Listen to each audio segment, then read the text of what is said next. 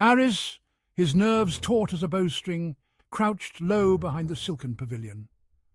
Shadows danced in the flickering lamplight, concealing him from the guards patrolling the perimeter of Genghis Khan's personal yurt. He'd trained for months, learning the Mongolian tongue, mimicking their customs, but nothing could fully erase the foreignness he felt in this sprawling camp. One misstep, one flicker of recognition in the eyes of a passing soldier, and his mission, his life, would end beneath the hooves of Mongol horses. Spy as Aris, he strained to make sense of the hushed conversation emanating from within the Khan's tent. A map lay spread on a table, its edges illuminated by oil lamps. Aris inched closer, his heart pounding against his ribs like a captive bird. He glimpsed figures huddled over the map, their voices a low drone punctuated by the occasional sharp exclamation. One voice rose above the others, a voice that sent chills down Aris's spine, the voice of Genghis Khan. Genghis Khan?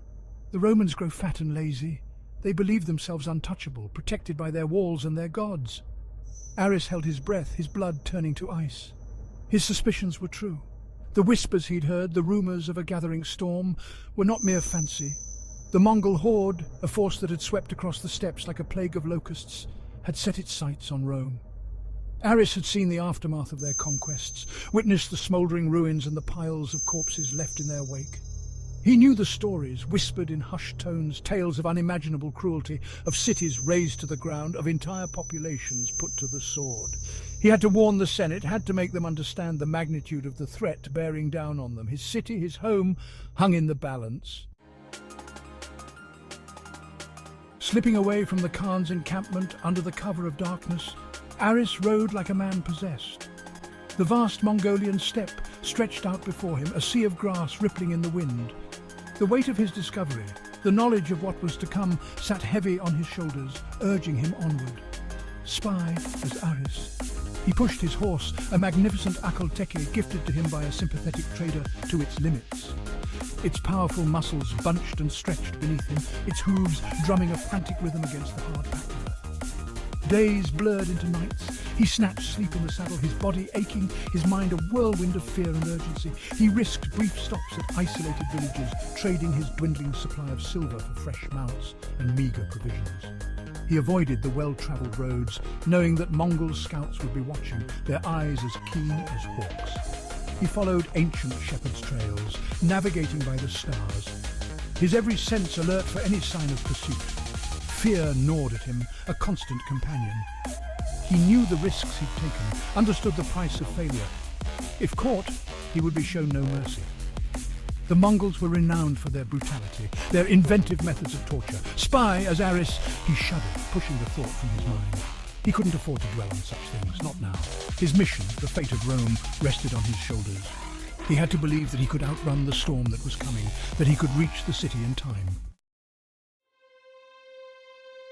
The closer he drew to Rome, the more the weight of his burden pressed down on him.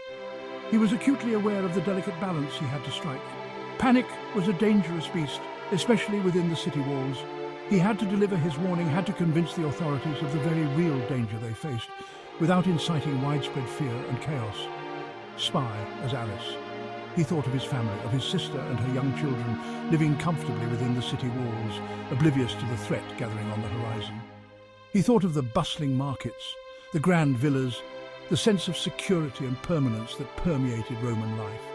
How could he be the one to shatter that illusion, to bring fear and uncertainty crashing down upon them? Yet how could he not? The fate of countless lives hung in the balance.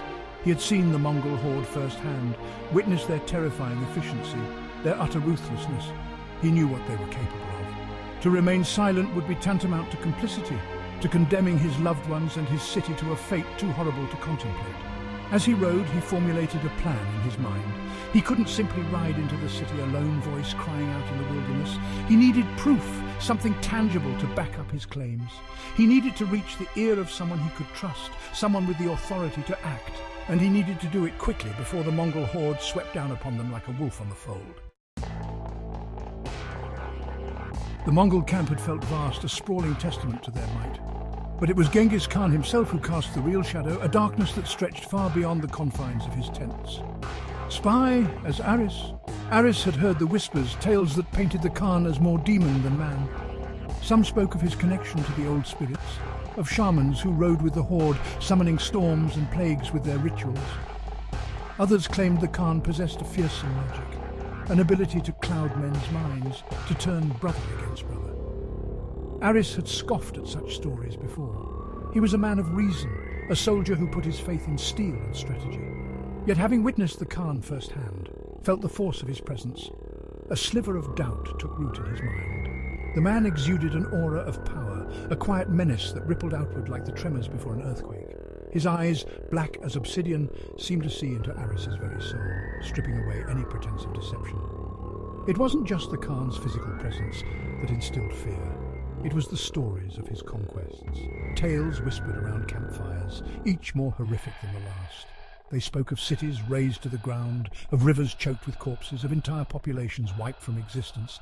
They spoke of the Khan's ruthlessness, his unwavering belief in his destiny to rule the world. And they spoke of his cunning, his ability to outmaneuver and outwit his enemies, to turn their strengths against them. Spy as Aris had seen enough to convince him of the very real danger the Khan represented. This wasn't merely a barbarian warlord leading a band of raiders. This was a force unlike any the world had ever seen, a tempest of destruction poised to engulf everything in its path. And Rome, for all its wealth and might, stood directly in its path.